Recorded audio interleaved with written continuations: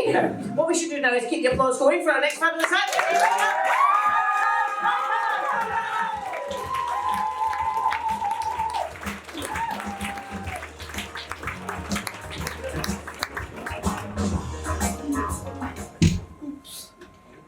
Hello. My name is Pankaj. I'm a university academic by day, and by night, I'm in bed. My background is civil engineering. I've designed buildings, dams, nuclear power plants. Before you ask me, let me assure you, I've been vetted and cleared of having any links with the Iranian nuclear program or with Jeffrey Epstein. My research primarily focuses and uses computer simulations to predict how structures would behave under all kinds of loads, natural or man-made. In the past 20 years or so, I've directed my numerical simulation skills at the human skeleton. So I've devised new techniques to change hips and knees, optimize fracture fixations, predict when to intervene if there is a bone tumor, how bone changes as we age, and some of these approaches are now being used to train clinicians and have changed clinical practice across the world. Very proud of that. Now, having worked with surgeons, I realized there's a big difference between the way engineers and surgeons work. Engineers rely on measurements, and surgeons mainly on vibes. So, you ask them, look here, this is a rod you have bent to fix a spinal deformity. How do you know it's okay? Say, experience. How do you know that the screw you're putting into the bone is going into good quality bone? It's making a nice squeak.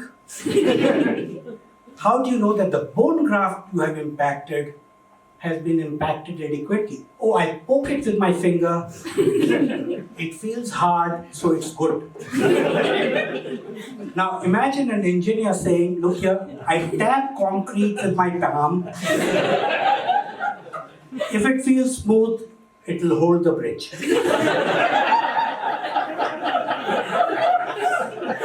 Now, clinical practice traditionally uses clinical trials or lab-based observational studies.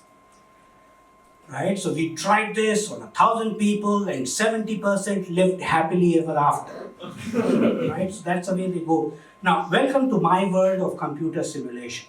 Through computer simulation, we can map stresses and strains inside the bone, which no experiments can.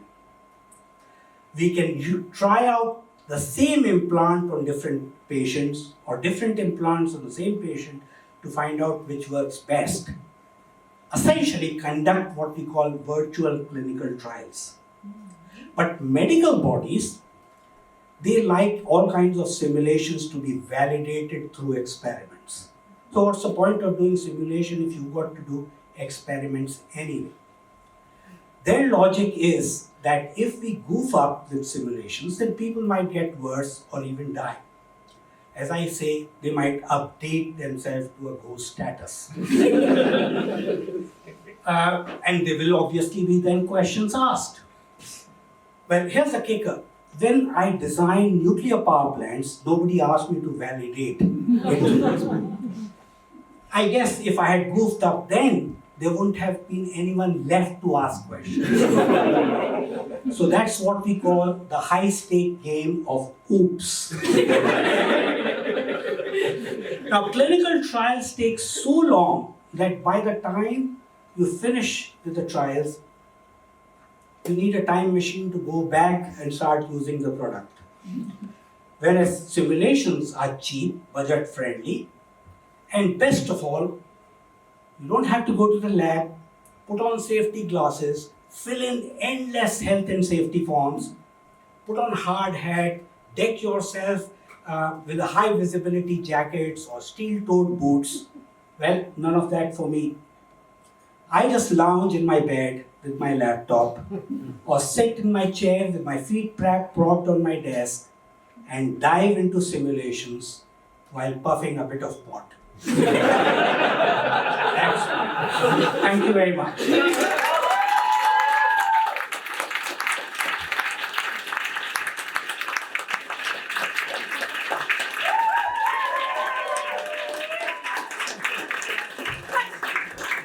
Good Lord. Not to worry, I'll just have to cut some of the edge size. Hello.